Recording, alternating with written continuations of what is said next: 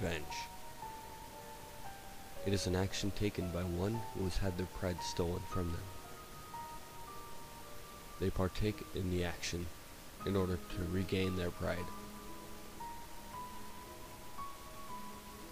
I know of a man who lives his life by revenge. He has been nicknamed Psychojack Joe. He is a man who knows nothing of sympathy. He has a heart of coal. His soul is tortured, and his brain is set on a course to complete chaos. How could such a thing have happened to anyone, you might ask? Well, allow me to tell you a story. About 20 years ago, on a settlement in the Rocky Mountains, in an unknown town, led an unhappy family of 3. James, Mary, and Joseph McSellers. Joseph, son of James and Mary, was aged 13 years. He was a sad, beaten, and misunderstood child of the town. Kids picked on him on account of his poor condition and clothes that barely fit. Most of the townspeople looked down upon the McSellers and their domestically violent behavior, doing what they could to avoid them entirely. Joseph himself, by society, had been shunned, ridiculed, and used as a punching bag. When seen in the streets, he was spit upon. At home, for him, it was no different. Some people say the reason being was that Mary had had an accidental pregnancy with him. Joseph was never meant to be born. In fact, Mary had intended for an abortion, but she had no money to do so. When James found out about the pregnancy, he attempted to leave, but he was instead forcefully wedded to Mary by her parents. James did not want anything to do with Mary or her soon-to-be-born son, but he had no choice, had to deal with it anyway. As time went on, he began to have many disputes with Mary, which only got worse when Joseph was born. As he grew up, his parents would take their anger out on him. He was bruised head to toe each time.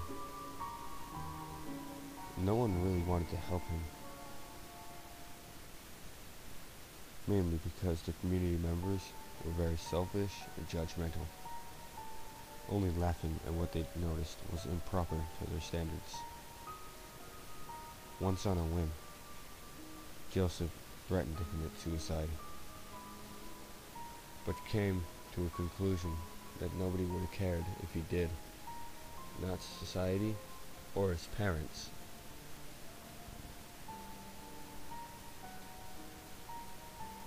While he thought about it, his father knocked on his door, yelled at him to split some logs, or else he would have his hands. It came to him then. Joseph stood up from his bed and grabbed the axe from James, who then shoved him outside. Joseph stood silently in his front yard. "Go on now, get working," his dad yelled. "No," he replied. "You get working." Joseph then turned around and swung the backside of the axe into James's stomach, knocking the wind out of him. James fell to the ground, heaving. Joseph then lifted his head over a log and said, "I'll have your hands and your life." He raised the axe over his head and swung down at his left hand, severing it.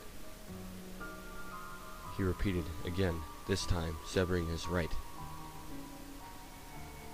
After that, he said, "No more." He then severed his head.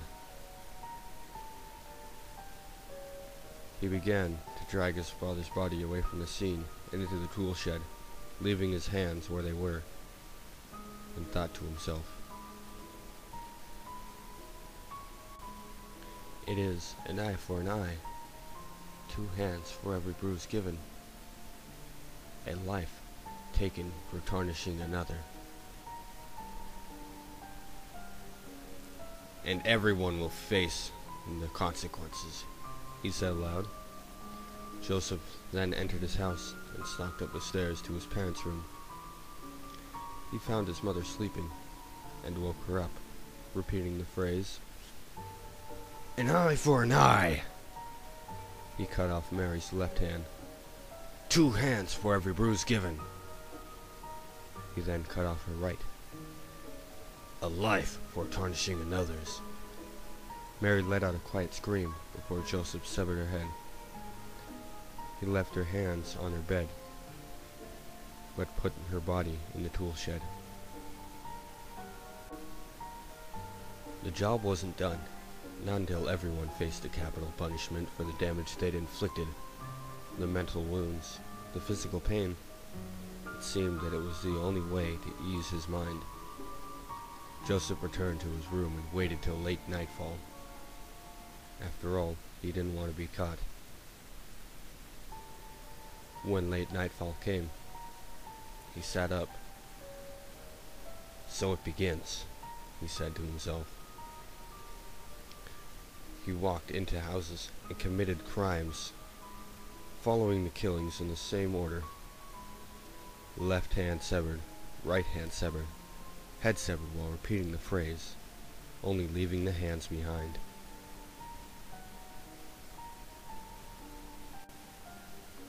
He started with the sheriff. Not because he didn't want to be caught. More because he deserved it. Upon entering his room, he said, "Why didn't you help me?" He severed his left hand. The sheriff was yelling uncontrollably. "Why didn't you help me?" Joseph yelled, while severing his right hand. By this time, the sheriff was beginning to lose consciousness. "All I wanted was a normal family. You just let me sit there and rot." He took the axe and swung down with excessive force, and cut through the sheriff's bed as well as his head. With the sheriff gone, the rest fell like petals from a flower. He still didn't feel satisfied, though. He went to his house to retrieve some matches and gasoline from his tool shed. He then set every house and every building alight. Before leaving, he said, "Vengeance is the bitter taste of blood on the end of my axe." He proceeded off into the woods, taking nothing with him but his axe. To this day, he still severs the hands of anyone who accidentally crosses his path. You'll know if he's around if you see severed hands. He disposes of the heads and the bodies, but only leaves the hands.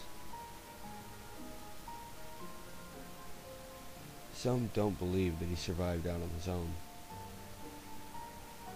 He did. He's still out there. He's still the leading cause of death in the woods. Please be careful.